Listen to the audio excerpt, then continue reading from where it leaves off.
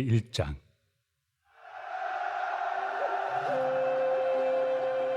예수 그리스도의 종 바울은 사도로 부르심을 받아 하나님의 복음을 위하여 택정함을 입었으니 이 복음은 하나님이 선지자들을 통하여 그의 아들에 관하여 성경에 미리 약속하신 것이라. 그의 아들에 관하여 말하면 육신으로는 다윗의 혈통에서 나셨고 성결의 영으로는 죽은 자들 가운데서 부활하사 능력으로 하나님의 아들로 선포되셨으니 곧 우리 주 예수 그리스도시니라. 그로 말미암아 우리가 은혜와 사도의 직분을 받아 그의 이름을 위하여 모든 이방인 중에서 믿어 순종하게 하나니 너희도 그들 중에서 예수 그리스도의 것으로 부르심을 받은 자니라. 로마에서 하나님의 사랑하심을 받고 성도로 부르심을 받은 모든 자에게 하나님 우리 아버지와 주 예수 그리스도로부터 은혜와 평강이 있기를 원하노라. 먼저 내가 예수 그리스도로 말미암아 너희 모든 사람에 관하여 내 하나님께 감사함은 너희 믿음이 온 세상에 전파됨이로다. 내가 그의 아들의 복음 안에서 내 심령으로 섬기는 하나님이 나의 증인이 되시거니와 항상 내 기도에 쉬지 않고 너희를 말하며 어떻게 하든지 이제 하나님의 뜻 안에서 너희에게로 나아갈 좋은 길 얻기를 구하노라. 내가 너희 보기를 간절히 원하는 것은 어떤 신령한 은사를 너희에게 나누어 주어 너희를 경고하게 하려 함이니 이는 곧 내가 너희 가운데서 너희와 나의 믿음으로 말미암아 피차 안위함을 얻으려 함이라. 형제들아, 내가 여러 번 너희에게 가고자 한 것을 너희가 모르기를 원하지 아니하노니 이는 너희 중에서도 다른 이방인 중에서와 같이 열매를 맺게 하려 함이로되 지금까지 길이 막혔도다. 헬라인이나 야만인이나 지혜 있는 자나 어리석은 자에게 다 내가 빚진 자라.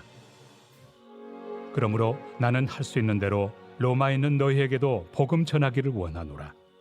내가 복음을 부끄러워하지 아니하노니 이 복음은 모든 믿는 자에게 구원을 주시는 하나님의 능력이 됨이라. 먼저는 유대인에게요 그리고 헬라인에게로다. 복음에는 하나님의 의가 나타나서 믿음으로 믿음에 이르게 하나니 기록된 바 오직 의인은 믿음으로 말미암아 살리라 함과 같으리라. 하나님의 진노가 불의로 진리를 막는 사람들의 모든 경건하지 않음과 불의에 대하여 하늘로부터 나타나나니 이는 하나님을 알만한 것이 그들 속에 보임이라. 하나님께서 이를 그들에게 보이셨느니라. 장세로부터 그의 보이지 아니하는 것들 곧 그의 영원하신 능력과 신성이 그가 만드신 만물에 분명히 보여 알려졌나니 그러므로 그들이 핑계하지 못할지니라. 하나님을 알되 하나님을 영화롭게도 아니하며 감사하지도 아니하고 오히려 그 생각이 허망하여지며 미련한 마음이 어두워졌나니 스스로 지혜 있다 하나 어리석게 되어 썩어지지 아니하는 하나님의 영광을 썩어질 사람과 새와 짐승과 기어다니는 동물 모양의 우상으로 바꾸었느니라. 그러므로 하나님께서 그들을 마음의 정욕대로 더러움에 내버려 두사 그들의 몸을 서로 욕되게 하게 하셨으니 이는 그들이 하나님의 진리를 거짓 것으로 바꾸어 피조물을 조물주보다 더 경배하고 섬깁니다. 주는 곧 영원히 찬송할 이시로다. 아멘.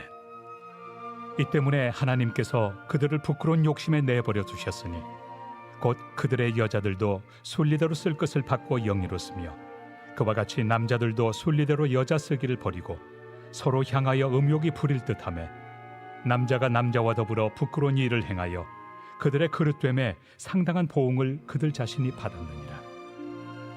또한 그들이 마음에 하나님 두기를 싫어하며 하나님께서 그들을 그 상실한 마음대로 내버려 두사 합당하지 못한 일을 하게 하셨으니 곧 모든 불의, 추악, 탐욕, 악의가 가득한 자요 시기, 살인, 분쟁, 사기, 악독이 가득한 자요 수군수군하는 자요 비방하는 자요 하나님께서 미워하시는 자요 능욕하는 자요 교만한 자요 자랑하는 자요 악을 도모하는 자요 부모를 거역하는 자요 우매한 자요 배약하는 자요 무정한 자요 무자비한 자라.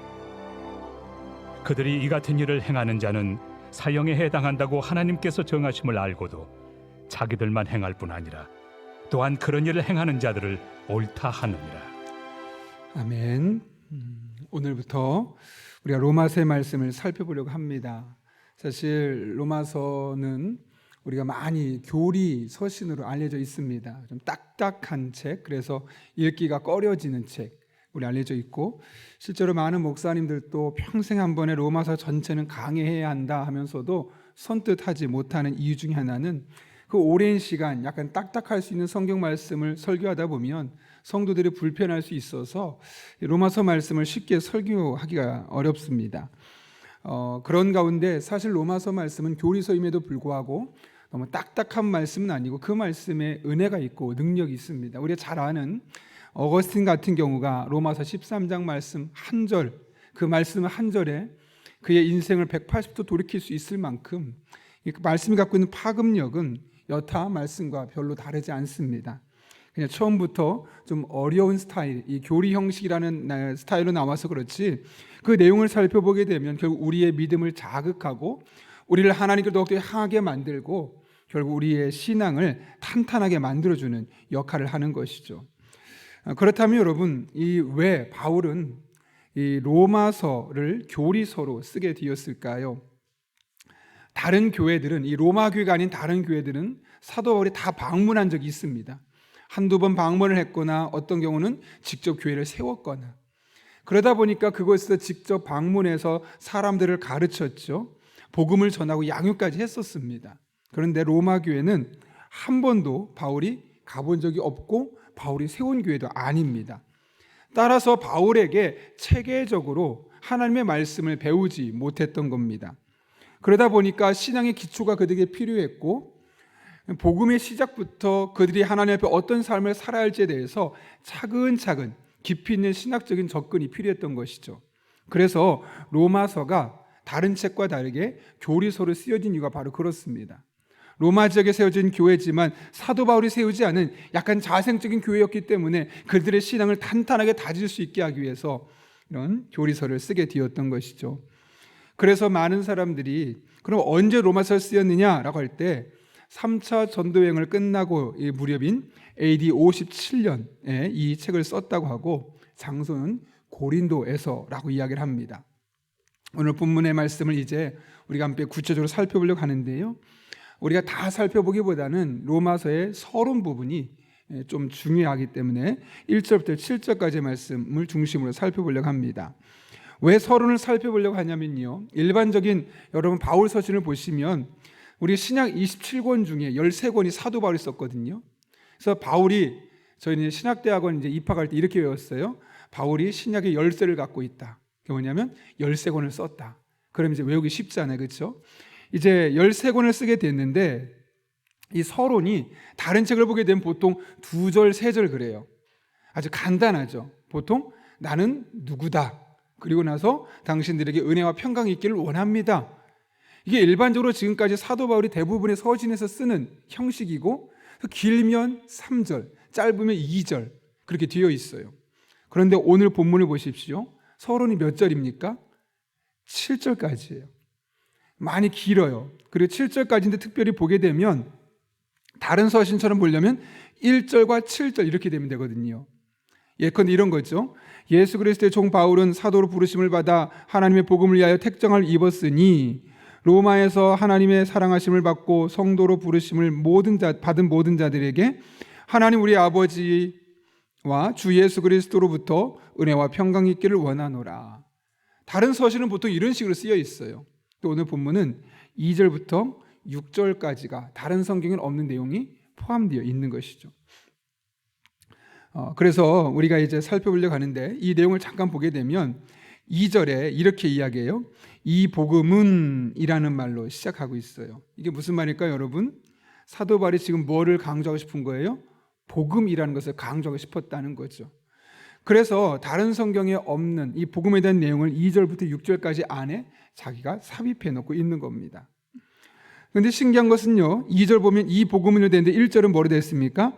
예수 그리스도의 종 바울은 사도로 부르심을 받아 하나님의 복음을 위하여 택정함을 입었다라고 말합니다. 하나님의 복음이라고 말하고 있죠. 여러분, 원래 복음이라는 것은 기독교적인 용어가 아니었습니다. 많이 들어보셨을 거예요. 이것은 당시에 요한겔리온이라는 이제 헬라어로 쓰였는데, 보통은 이제 황제에게 쓰던 단어였어요. 그래서 최고 권력자였던 황제, 그래서 그 황제로 말미암아 이 땅이 더 좋아지게 되었다. 예컨대 터키 비문 같은 경우는 이렇게 쓰여 있어요. 아우구스트의 탄생을 우리는 복음이다, 이렇게 이야기하고 있어요. 그 당시에 왕이었던 황제였던 아우구스티스가 태어났다, 이것은 우리에게 복음이다, 좋은 소식이다, 이렇게 그들에게는 황제와 관련된 이야기들을 표현할 때 요한겔리온이라는 이 복음이라는 말을 썼다는 거죠. 근데 오늘 바울이 굳이 그 단어를 갖다 쓰고 있는 거예요. 왜요? 왜 그랬을까요, 여러분? 지금 바울이 이 로마서를 쓰고 있는 곳이 어디입니까? 황제 도시 그 중심지에서 사도 바울이 보통 황제에게 쓰였던 복음이라는 단어를 가지고 와서 하나님의 복음이라고 이야기하고 있고, 2절 보게 되면 이 복음은 하나님이 선지자들을 통하여 그의 아들에 관하여 성경이 미리 약속하신 것이라 그러면서 3절 4절 끝부분에 보면 주 예수 그리스도시니라. 예수님께서 이 땅에 오셨고 그분이 하신 일이 복음이라는 사실을 대체하고 있는 겁니다. 그 당시에 로마에 살던 사람은 어땠을까요? 복음하면 황제, 우리는 황제의 지배를 받고 있고 황제를 섬기는 사람들, 이런 의식을 갖고 있는 이들에게 하나님의 복음이라고 말하고 예수님을 전한다는 것은 뭐랄까요? 황제를 섬기는 도시, 황제 중심의 도시에서 황제가 우리 인생의 주인이 아니고 황제를 따를 존재가 아니라 하나님의 복음, 즉 예수 그리스도 그분을 따르는 것이 우리의 삶이 되어야 함을 말씀하고 있는 겁니다. 눈에 보이는 권력자가 쥐고 있는 힘이 복음이 아니라, 지금 눈으로 보기에는 연약해 보이지만 진짜 복음 바로 하나님의 은혜 가운데 뒤어진 예수 그리스도 그분이 우리 인생의 복음입니다. 우리가 따라갈 대상은 황제가 아닙니다. 그 황제 숭배 중심에서 예수님을 외치고 있는 이 바울의 모습을 우리가 보는 거 아니겠습니까? 황제가 우리 인생의 진짜 주인이 아니라 예수님만이, 하나님만이 우리 인생의 진짜 주인임을 강조하기 위해서, 그분이 이 땅에 오신 것이 진짜 우리 인생의 복된 소식임을 강조하기 위해서 일부러 서론 부분에 하나님의 복음이라는 말을 쓰고 이 복음이 무엇인지에 대해서 2절부터 6절까지 아주 자세하게 그가 언급하고 있는 것이죠. 여러분, 로마 한복판에서 황제가 복음이 아닙니다, 예수님이 복음입니다 라고 말했던 사도 바울의 이 교훈이 과연 그 당시에만 적용되어야 할 이야기일까요? 아니면 오늘날 우리가 살아가고 있는 이 시대에도 여전히 우리에게 적용 가능한 말씀이겠습니까? 오늘날 무엇이 이 세상을 이끌어가고 있습니까? 오늘날 무엇에 사람들이 지배당하며 그들의 삶을 이끌어가고 있습니까? 흔히 사람들이 만몬, 신이란 말을 붙일 정도로 돈이 신이 되어가고 있고 돈이 황제가 되어가고 있습니다. 명예가 이 시대의 황제가 되어가고 있습니다. 동시대를 살고 있는 우리들도 그래서 자칫 잘못하면 마치 그것이 우리 인생의 황제가 되고 우리가 그것을 섬겨야 되고 그것 없이는 도무지 살 수 없는 존재라고 충분히 착각할 수 있습니다. 왜요? 모든 사람이 그걸 따르고 있으니까요.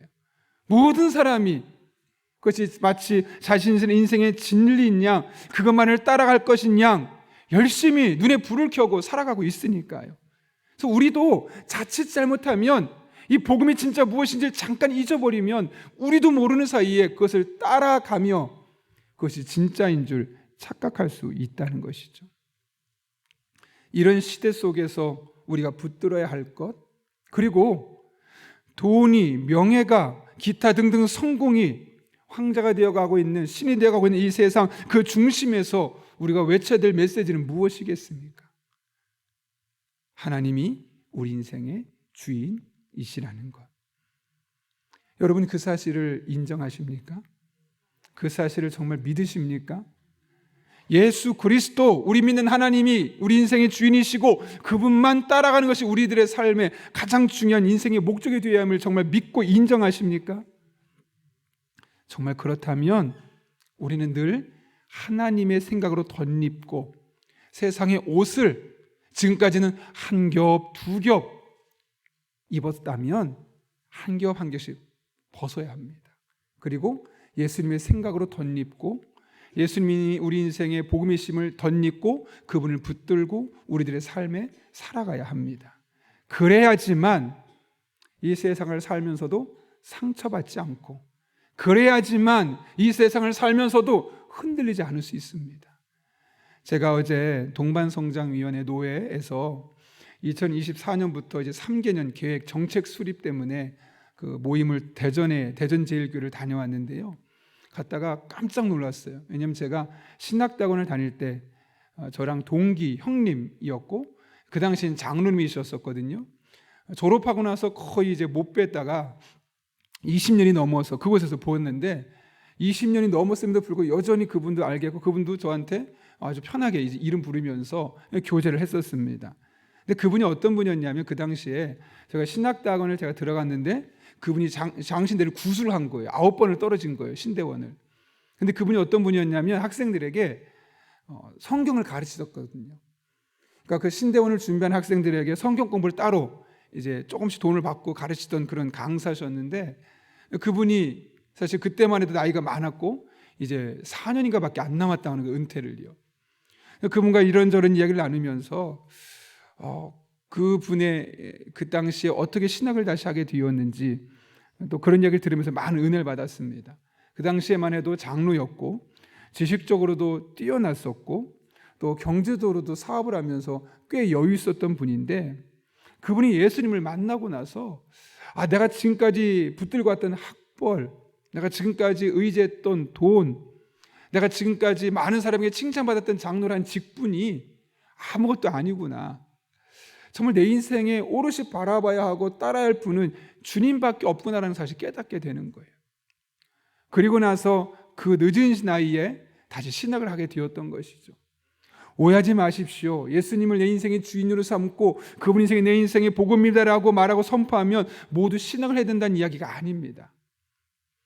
그만큼 복음이 한 사람의 인생을 바라보는 관점을 180도 바꿀 수 있다는 것이고 그렇게 복음 안에 살아가는 사람이 얼마나 복된지를 이야기를 하고 있는 겁니다. 여러분, 복음을 붙들고 살아간다는 것, 그럼 어떻게 보면 복음을 붙들고 예수님을 따르고 하나님을 의지하며 살아간다는 것은 이 세상 사람들이 보기에는 어리석어 보일 수 있습니다. 시간 낭비처럼 보일 수 있습니다. 바보처럼 보일 수 있습니다. 그러나 이것이 진짜 복이고 가장 지혜로운 것이고 시간을 응축해서 사용하는 것이고 우리 인생을 가장 행복한 길로 인도하는 길입니다. 여러분은 지금 그 길을 걷고 계신 겁니다.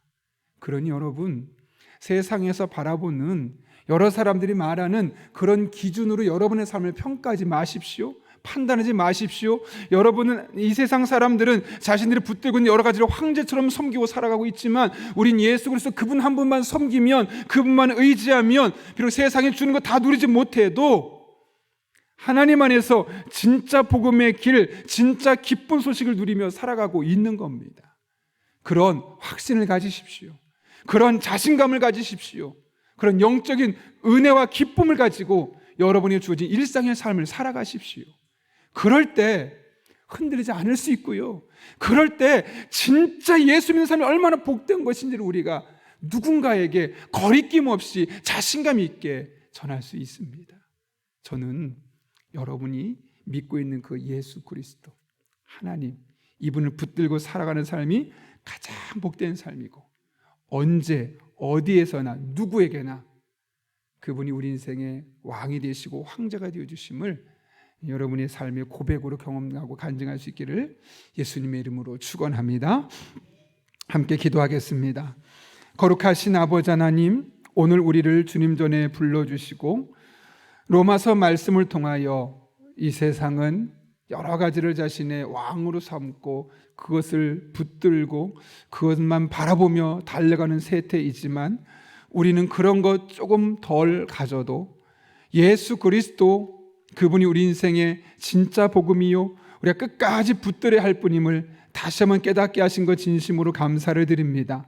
머리로만 깨닫지 않게 하시고 가슴으로 깨닫게 도와주시고 그 예수 그리스도가 우리 가슴에 다시 한번 숨쉬고 우리 가슴에 다시 한번 뛰게 될 때 예수 믿는 삶이 가장 복된 삶임을 우리의 입술로 간증할 수 있도록 이 한 주도 우리 성도 한 분 한 분을 붙잡아 주시고 인도하여 주옵소서. 함께 하실 줄로 믿사옵고 예수님의 이름으로 기도하옵나이다. 아멘. 이 시간 우리 함께 주님께서 가르쳐준 기도 함께 하시겠습니다. 하늘에 계신 우리 아버지의 이름을 거룩하게 하시며 아버지의 나라가 오게 하시며 아버지의 뜻이 하늘에서와 같이 오늘 우리에게 일용할 양식을 주시고 우리가 우리에게 잘못한 사람을 용서하여 준 것 같이 우리 죄를 용서하여 주시고 우리를 시험에 빠지지 않게 하시고 악에서 구하소서. 나라와 권능과 영광이 영원히 아버지의 것입니다. 아멘. 우리 함께 기도하실 때 오늘 부신 말씀 붙들고 함께 기도합니다.